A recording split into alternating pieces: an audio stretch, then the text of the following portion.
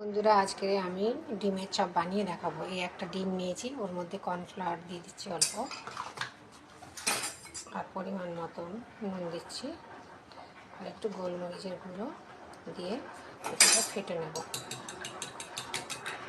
চপটাকে bread crumb দিয়ে তৈরি করে নেব।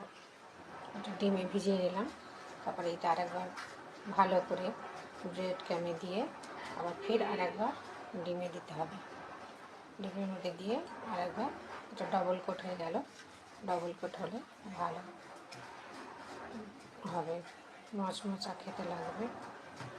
তো এই দেখুন, এটা এরকমভাবে প্রত্যেকটা বানিয়ে নেবে। হালকা গরম হয়ে এসছে, এবার এটাকে ভাজতে দেব। তো মিডিয়াম আছে ভাজতে হবে, বেশি তেজ দিলে হবে না। এটা ভাজা সব রেডি হয়ে গেছে। এতে একটু কাসুন্দি দেবো আর একটু টমেটো সস।